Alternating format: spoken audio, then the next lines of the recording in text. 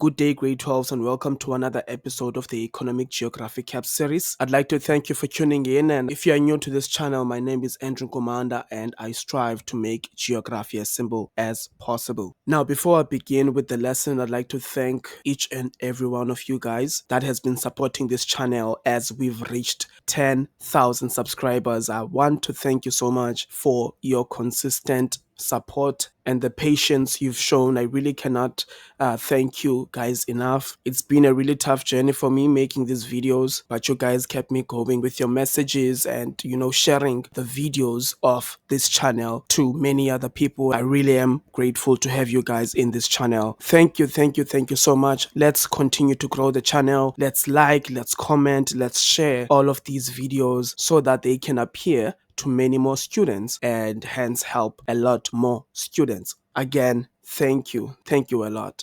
So as you can see in today's video, we will be covering the secondary and the tertiary sector, meaning which, if I may go to the CAPS document, this is what we are going to cover. That is the secondary and tertiary sectors. Basically going to cover everything that's under this subtopic over here. We'll look at the contribution of the secondary and tertiary sectors to the South African economy. We'll discuss the different types of industries that exist. We'll also talk about the factors that influence the industrial development in South Africa. So looking at the raw materials, labor supply, transport infrastructure, political intervention, competition and trade, and we'll also cover the prescribed core industrial regions, which are your PWV and the Durban Pinetown core industrial regions. And under there, we'll take a look at the factors that influence their location, as well as the main industrial activities in each of those industrial regions. So that's what will be covered in today's lesson. And this means that we'll only be left with the IDZs and SDIs, as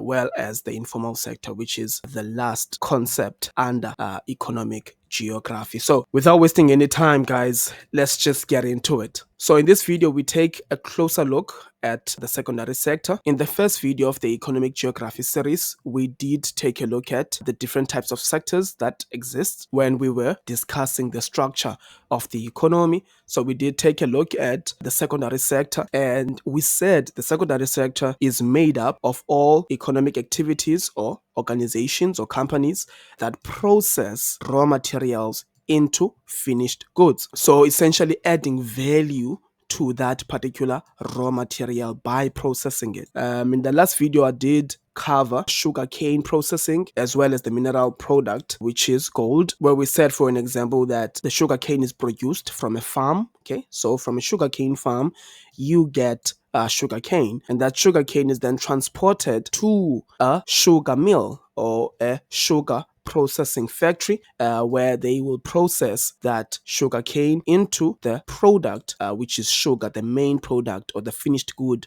which is sugar. So we process that raw material, which was the sugar cane, process it into the finished product, which is the sugar or sugar crystals. And we said the process where you add value to the raw material by processing it, that is called beneficiation. Okay, so just in case you come across the term beneficiation, just know that it's simply the adding of value to that particular raw material by processing. And by adding value, guys, you're definitely going to sell, or you're definitely going to make more revenue, more money here when you sell the finished product than you bought the raw material for. So you buy the raw material at a lower price, and then you process that raw material, adding value to that, and therefore you sell that finished good at a much higher price than what you bought that raw material for. So that is the concept of the secondary sector, or that is what the industries or the companies that we consider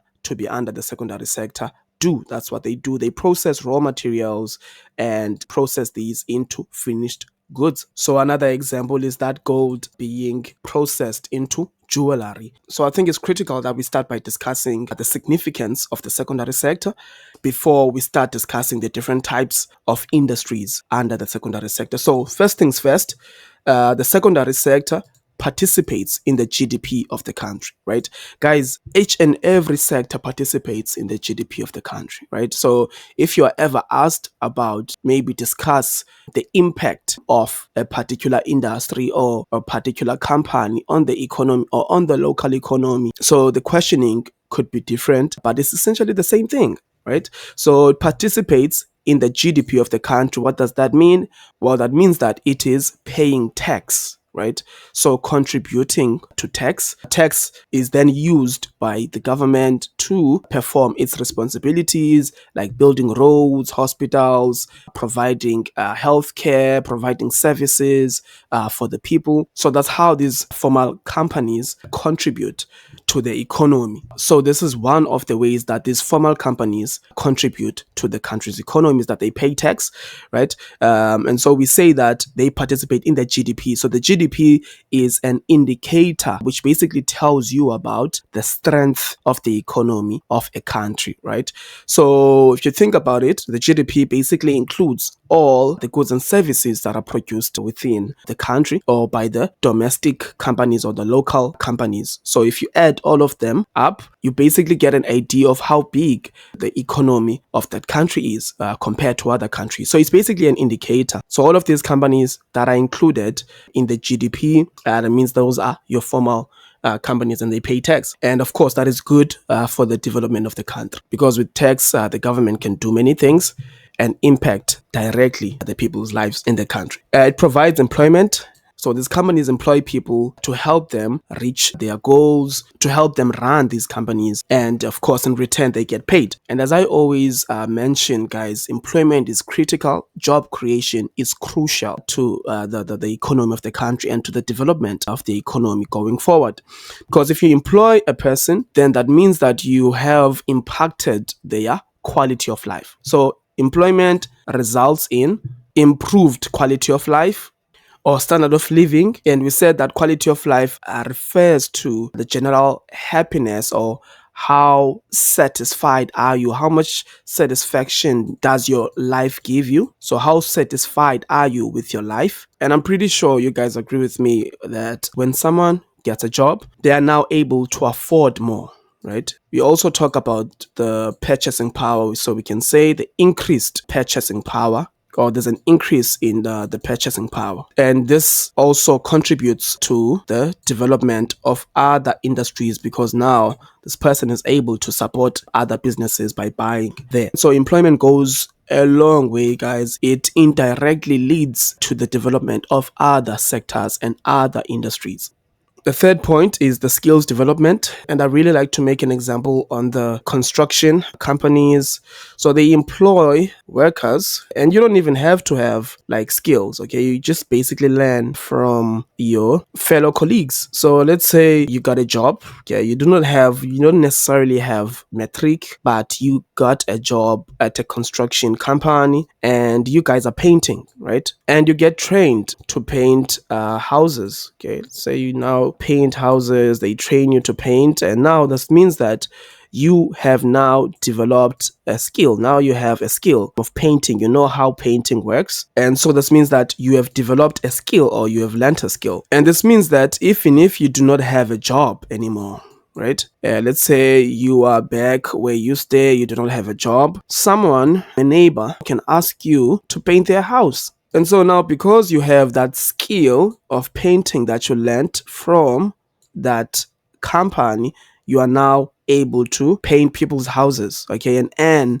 an income, right? Now you are known as that guy that is good at painting, and now you can have or create your own source of income, or open even your own company, right, of painting. So skills development is crucial, because they still use the same skills they learned from these industries to feed their families. You know, your uncle or father that used to work at a construction company, maybe they were able to do sealing, able to do paving, they're able to do tiling, and they now get piece jobs locally. Like even in the neighborhood, you have someone that is known for a particular skill or a particular set of skills, and they now use that to put bread on the table. And we all know you get paid if you have skills.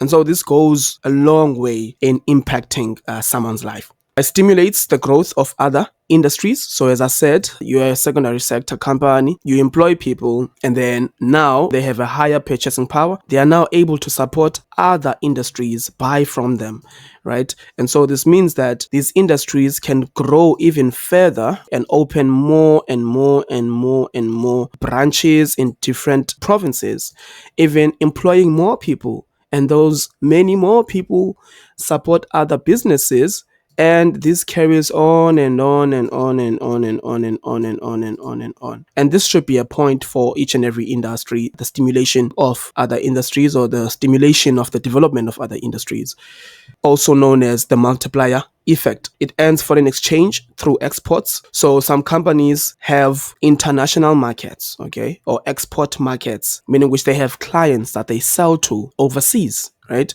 They do not only sell to the local people, they have customers worldwide. So that's what we mean by exporting. So they earn foreign exchange because everything is sold as US dollars when you are working with international markets. So that's what we mean there. Contributes to favorable trade balance. Okay, so because you're exporting, that means that you're contributing or adding to the country's exports. Okay, so you're increasing the country's exports, and we want to increase the country's exports and decrease the country's imports, right? So by exporting, you're contributing to that increase of exports in the country, okay? And each and every country strives to have more exports than imports, okay? That's what we call the favorable trade balance.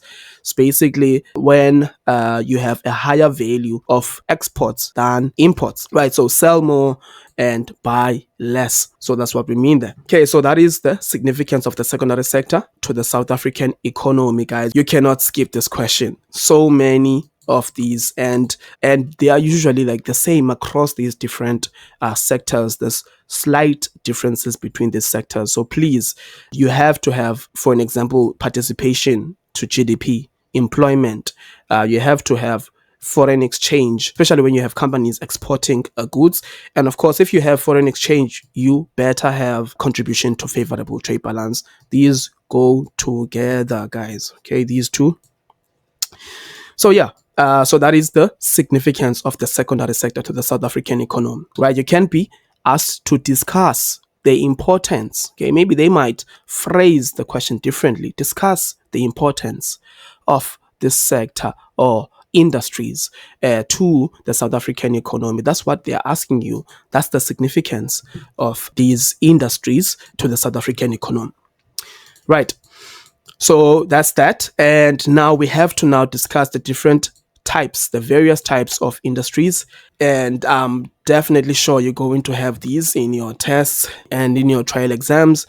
Usually you'll find these in like your match column type of questions, or even in your extract based questions as well. So it's important that we are able to identify the different types of industries that exist, but also be able to distinguish between them and also find the relationships between them. I always advise students to find like the relationships. For an example, the way I've written this, like it's like heavy industries versus light industries. Okay, raw material oriented versus market oriented, footloose versus ubiquitous, because there are relationships between these, and some of them students really struggle to find the difference between them. So that's why I've placed them side by side like that. So we will start off, of course, with the heavy industries. And I actually think that we did cover heavy industries and light industries in settlement geography, where we looked at industrial regions under the land use zones. Heavy industries, so these are the industries that produce products in bulk, and usually they cover large areas. Okay, so these are huge establishments, big factories where you have production of many products They produce a lot of products. So we're talking about tons and tons of products. So this is huge daily production. So we're talking about large operations. We're talking about, like, for an example, the iron and steel production companies. That is a heavy industry and it covers a large area. It's a huge building itself. And yeah, we find out that these industries are usually located away from residential areas, away from your CBD. So if you have like a residential area, usually it's gonna be far away from heavy industries, unless it's like your low income, your informal settlements. Usually they are closer and they endure a lot of pollution because these companies, they cause a lot of air and noise pollution. Okay, so more air and noise pollution that is produced here.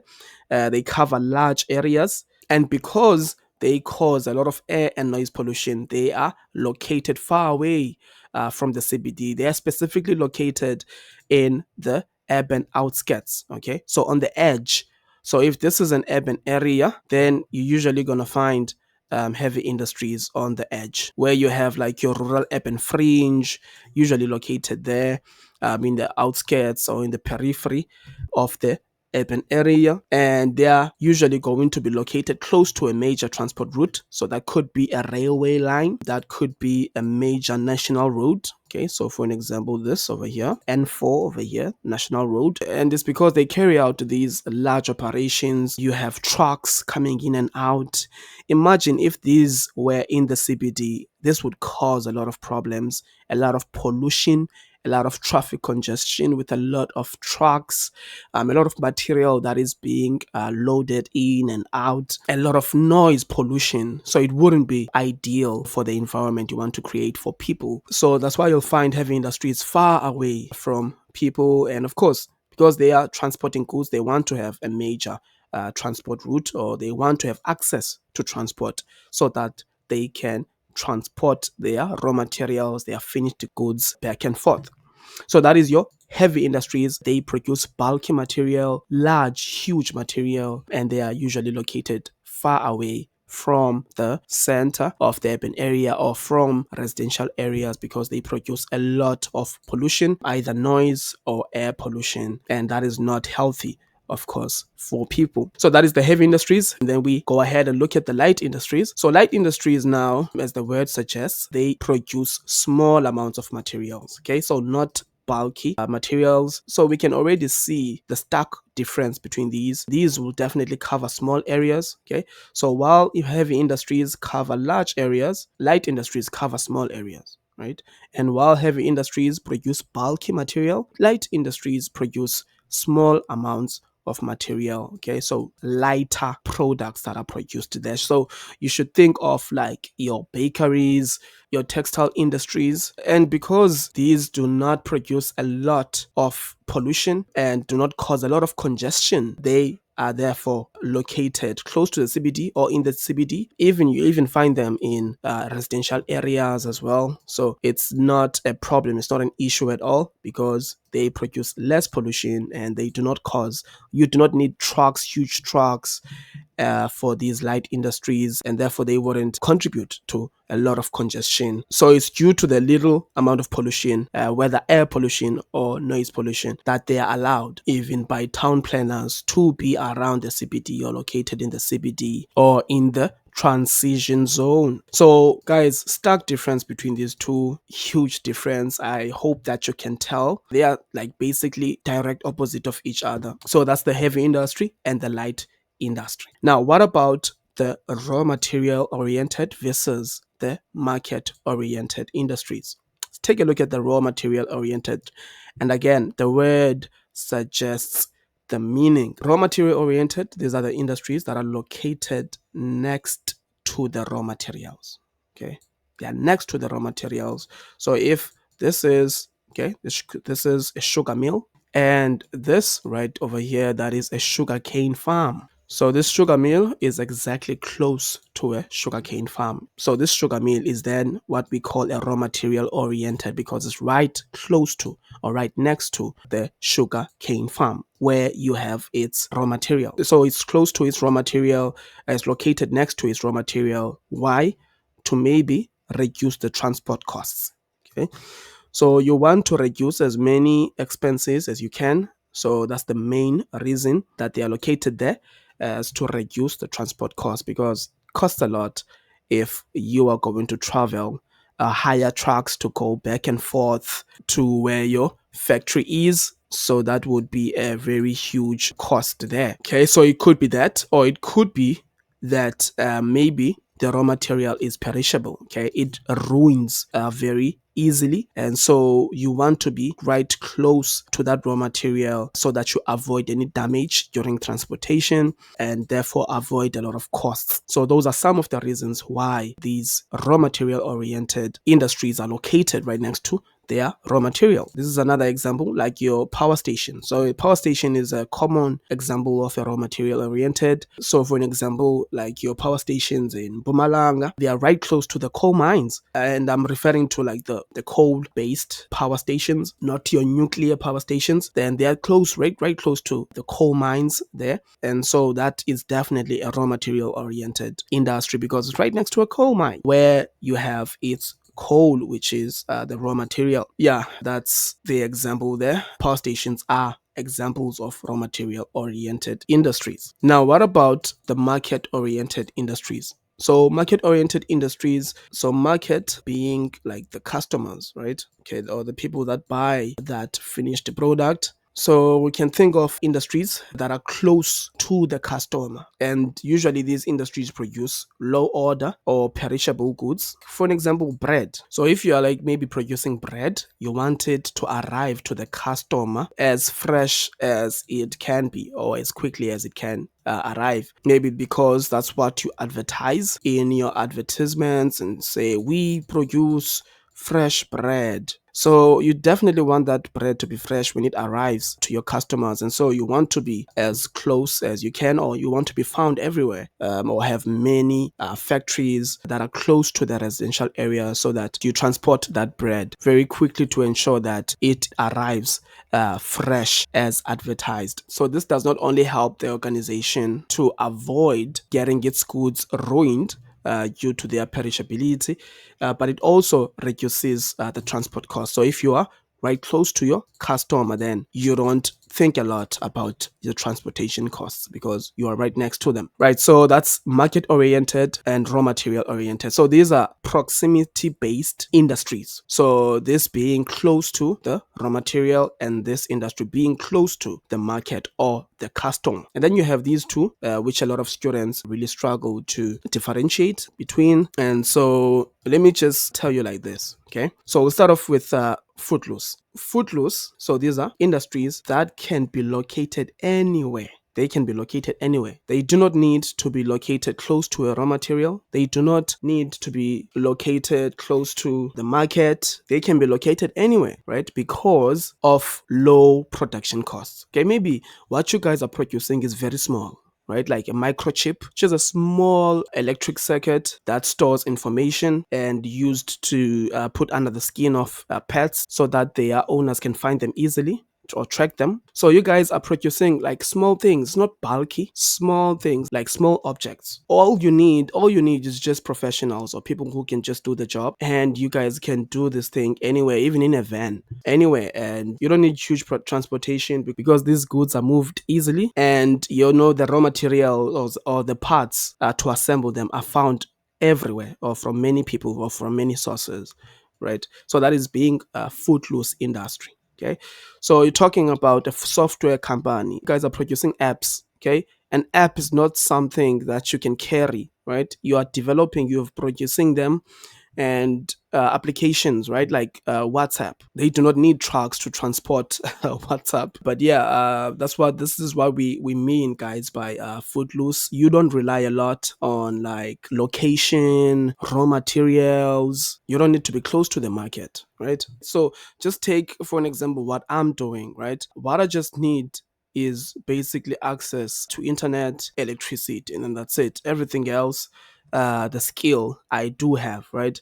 So I can be located anywhere, right? As long as there's power, there's a computer, there's a mic. I don't need to be close to you as a student, right? I don't need to be close to a school. I don't need to be close to a particular raw material, right? So I can use anyone's computer. I can use any computer anywhere. I can do this in a library, basically anywhere. So I can be located anywhere to do the job. So that is exactly what we mean. So by footloose, we mean can be located anywhere. The job can be done anywhere. And yeah, usually these companies, they usually produce small quantities of usually light products. And yes, they require a small labor force, so not a lot of people. So this is what you should think of here. Just think low production costs. You can do it anywhere. And usually these are small products. You don't need, as I said, trucks and so many people. So the location of these industries is not determined by location factors such as raw material, transport, and market. They can do this anywhere. Like the research company, you can have a research company anywhere. You can locate it anywhere. The job is really dependent on the internet, mostly, and of course on the knowledge, right? You just need that skilled labor force that is able to do the job, maybe access to internet and electricity, and then that's it. So you don't need to be close to people. You don't need to be close to a raw material or close to anywhere, basically. So you can, as I said, you can do this on a van. The industries are service oriented and are not tied to any specific location, right? So that is Footloose Industries, guys. It can be located anywhere, right? Let's be able to describe what a Footloose industry is, okay? And it's mainly due to low production costs. Whereas Ubiquitous Industries, right? So now Ubiquitous Industries, please do not say it is found everywhere. The problem here is that students say Footloose Industries are located everywhere, can be located everywhere.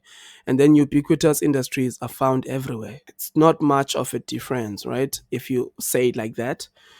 But if you could maybe just think of Ubiquitous Industries as like your MTNs, your Cell Cs, your telecom, right? Your network providers, these telecommunication industries, just say that they are always tied to the customer. So ubiquitous, yes, the definition of ubiquitous is found everywhere. But I don't like that because it now makes it a bit difficult to maybe differentiate it with Footloose Industries. Footloose Industries can be located anywhere because of the low production cost. So for this is the low production cost. And then the ubiquitous is always tied. So just say always tied to the customer. Okay, so just think of like your network provider, maybe it's MTN. If you are located in Gauteng, you can come to Cape Town and go to Northwest. Is still gonna have services that you can buy from MTN, right? You're able to buy the airtime, buy the data anywhere, right? So they are always, that's what we mean by always tied to the customer, right? So that's ubiquitous. I prefer that better than found everywhere. Just say always tied to the customer, or maybe just say the customer has access to them everywhere. So ubiquitous, just think of network provider, guys. Okay, telecommunications, they are not determined by any specific locational requirements. No matter how much distance between the network provider and the customer, no matter the distance, I'm always going to be able to use their services. That's what we mean by that. It's always tied to the customer.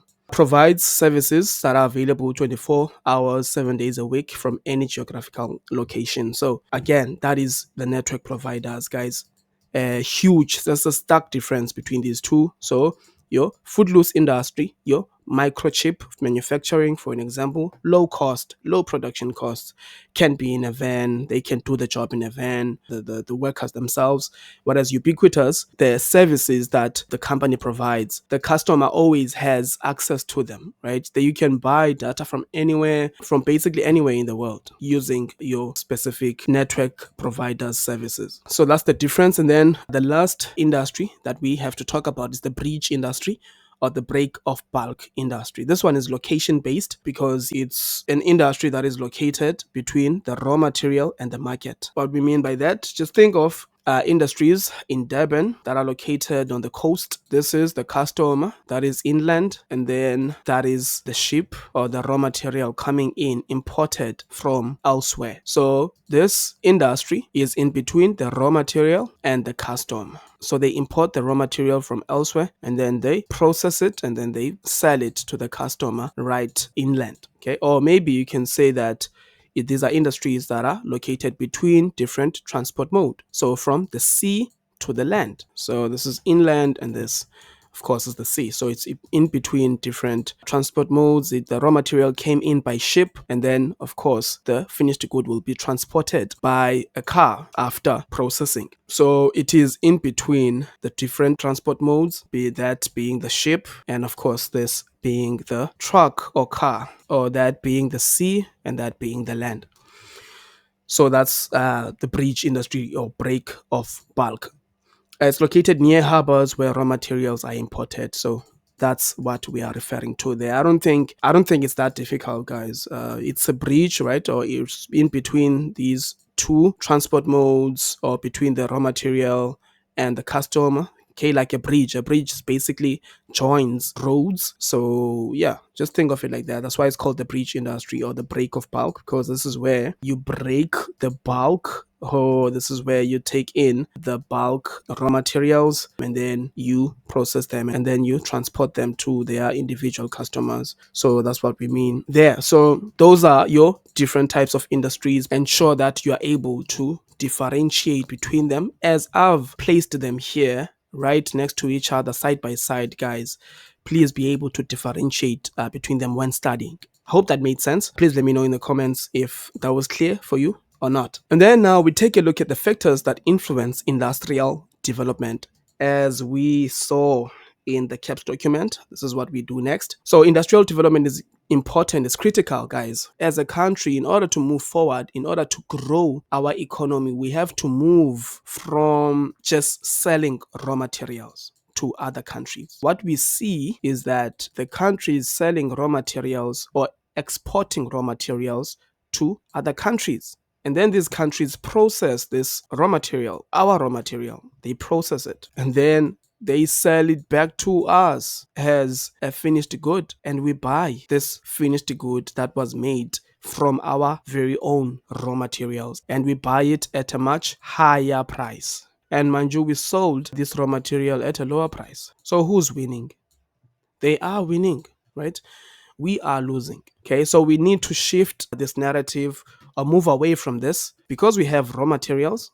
That's a plus. We have our own raw materials. We take our own raw materials, and then we process them ourselves, and we produce the finished product. Then we export the finished product, or the finished good. I once saw this post on Facebook, and I'm going to just place it here so that you read for yourself. Okay, maybe pause the video and read for yourself, and hopefully you are going to get the picture of what I have just mentioned, on the magnitude of what I just mentioned. Okay, that's the reason why we need, as a country or as Africa as a whole, to start processing our own raw materials. We do have raw materials. There's a variety of raw materials, and so if we can process our own raw materials, process them and produce finished goods, and rather export those at a much higher price to other countries, that would result in a higher revenue for companies, and of course that would contribute a lot more to the economy of Africa. So this is the shift that we need. So that's why we talk about industrial development.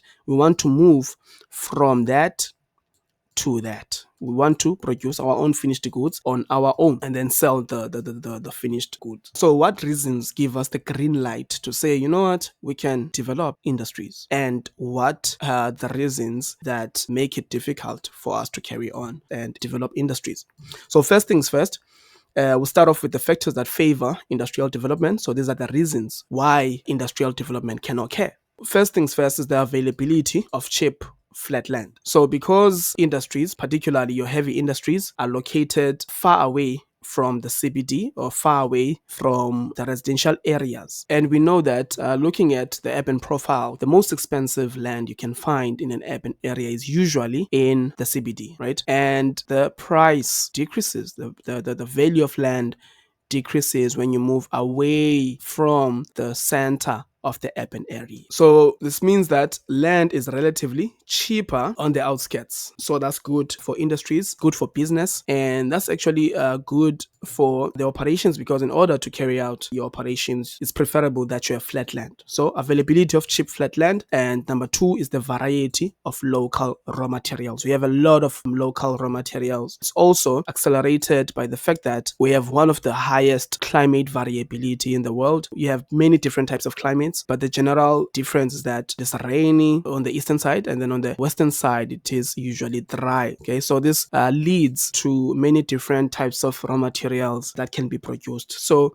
a variety of local raw materials, then that's good, of course, for the industries. Industries can buy locally, which is usually cheaper than having to import. There's a well-developed transport infrastructure, right? So roads, railways, a good transport network for transporting goods. You definitely need that in order to facilitate the transportation of goods. So you have to have that transport infrastructure, that very good transport infrastructure, so that you can transport your goods, right? You definitely need a large labor force, so that's good. There's a lot of people that are willing to work in the country. And so this means that companies don't have to worry about employees, because there's so many people that are available to start working and, of course, helping the company perform its daily operations. Some of them, of course, are skilled and some of them are unskilled. And that could be an advantage, of course, if they are skilled, and a disadvantage if mostly of them are unskilled. You have harbors for export. So the country has harbors, the Durban hub or the port of Durban. The country has harbors around the coastal area, so that's good. Again, for export or for the facilitation, making it easier to transport goods international if you have international markets. And then there's factors that hinder industrial development. Number one is the shortage of skilled labor. As much as there is labor, that's good, but a lot of that labor is unskilled. So that's one of the reasons that's restricting a lot of industries from being established in the country. Because if you're gonna establish an industry, usually you need a skilled individual that will come up with that idea, and maybe also a skilled individual that will help the company grow even further. So you need skilled labor in order to develop industries. So we don't have a lot of that, and so that is a barrier to accelerating industrial development. There's water shortage and power outages. So we've seen a lot of these, and we don't even know now if load shedding is never going to hit us back. So that's an issue there, and that hinders industrial development, the water shortage and power outages. There are labor strikes when you have, of course, workers protesting due to maybe unfair working conditions or maybe unfair compensation. We see a lot of these throughout the years in the news, where workers are complaining about, working conditions or maybe the salary they receive. They want more. And yeah, of course, that also hinders industrial development, because you're going to have a lot of problem with strikes, and that lowers production, basically takes you back as a company. You have pollution. So pollution is also a reason why it's hard to develop even more and more and more industries, because we know that industries produce a lot of air pollution, a lot of noise pollution, which are not good for people, not good for the environment. So now it becomes difficult to want to develop the economy through the development of industries while you are also fighting against climate change. Mm, yeah, quite opposite. So you can think about that. And it also limits the production, because, of course, there are certain bylaws, certain policies that inform companies on how much pollution that they can produce. So, of course, the more production you have as a company, the more pollution you produce. Yeah, this means that it limits the production. Cannot produce more and more and more, because you're going to produce more and more pollution. The large distances to export market increase transport costs. So just think of industries in Gauteng. Okay, we'll just do that as we will discuss, like your PWV. It's far away from your harbors, right? So it's a long, long, long distance. And of course, in order to transport your goods to the harbor, from which then they are going to be transported to your international markets, that's quite a cost, a huge cost for the companies, especially companies that are not close to the harbors. Right. So those are the factors influencing industrial development. And if you have any more, guys, please add. Right. And then we discuss the factors that influence the location of industries. So, yeah, just note, guys, that not each and every industry will be affected by these. So, for an example, as I said, like your footloose industries, they don't need to be close to raw materials. But some industries definitely need to be close to the raw materials, and maybe due to the sensitivity of that raw material, or maybe due to to avoid high transport costs. Okay, so some industries are found close to their raw materials because of these. Okay, trying to avoid high transport costs, or maybe they need to get that raw material as soon as it is ready. So they need to be close to that raw material. Number two, it's markets, right? So markets like your customers, right? Some companies produce perishable goods, right? So goods that ruin very easily. And so if you produce those, then you need to be at least closer to your markets so that when the good gets to the hands of the customer, it is still in good shape. So some of these industries need to be close to their customers. They need to be close to the people they sell to as soon as possible after or immediately after production. A lot of industries also require water in order to process some of those raw materials and also for the cooling of the machinery, right? So you need to have access to water. You can't just be located just anywhere, maybe in a desert. So you need to be located in an area that has access to water in order to perform your operations. Transport is another one, and it's a huge one because after production, or maybe even before production, in order for you to get your raw materials, you need a transport infrastructure so that you receive those raw materials and they arrive in good shape. And of course, after production, you need to transport them to your markets, to your clients. And so the transport infrastructure facilitates and makes easy to transport the raw materials and finished products. You need energy, so you want to be close to a reliable source of energy, or the area in which you have your factory in, it needs to be an area that has access to electricity so that you carry out your industrial operations. You also need labor. So labor, of course, is a factor there that affects location. Again, you want your workers to be able to arrive to work. So you can't just be located just anywhere. You have to be where people are, where people stay, so that your workers are able to get to work and perform the daily operations. And then some of these companies are located where they are located due to government policies. So some of these companies were established maybe due to subsidies. Maybe let's say there was a particular competition that is maybe hosted by the government, where you have entrepreneurs pitching, their ideas, and maybe that particular competition is trying to, let's say, improve the economy of a particular area, maybe a rural area. There's a poor economy usually in rural areas. And so to boost that, government could maybe host an event or a competition where they invite entrepreneurs to pitch their ideas, and the winner gets a particular prize, and they have to run their business in that particular rural area, right? So these subsidies or maybe tax incentives, government could have a tax incentive in order to boost the economy of a particular rural area. So a tax incentive is like government saying that any company that is found in this rural area, or maybe that could have their headquarters here, or maybe that would open a branch here in this particular rural area, then that company will be subject to less tax. Okay, so let's say this is the rural area, and if you open here, if you have your business here open there, then maybe instead of paying tax, let's say maybe 18%, instead of paying that 18% of revenue tax, rather going to pay maybe 10%, right? So this is now encouraging businesses to open here.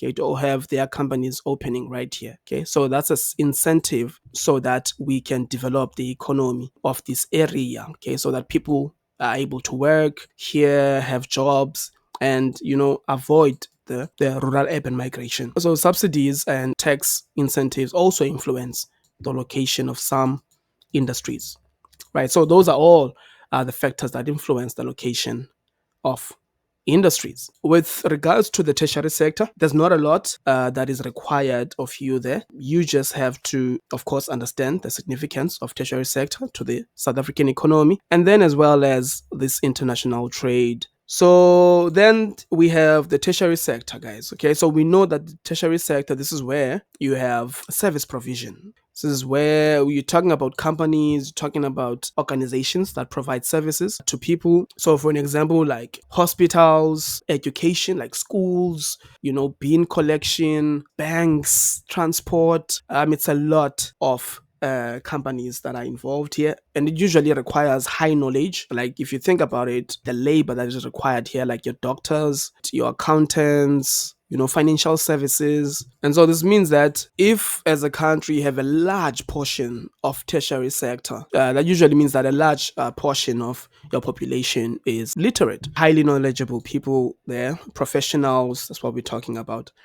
So this is service provision, and the tertiary sector is the highest contributor to the South African economy. So it participates a lot more, or participates the most in the GDP of the country. It provides employment and higher wages, more than the primary sector, more than the secondary sector generally. So there's higher wages here because of the high knowledge or high levels of knowledge. Talking about law firms, talking about airports where you have the pilots, it's high skills or highly skilled people or professionals here. So it provides employment, so more employment and actually higher wages. The knowledge here is used to improve other sectors and basically solve problems that we have in the country, stimulates the growth of other industries. Okay, remember, all of these industries or all of these sectors interdependent, and so if one grows, the other grows as well. And foreign exchange through exports, so it exports a lot of these services and goods, and hence it also contributes to the favorable trade balance.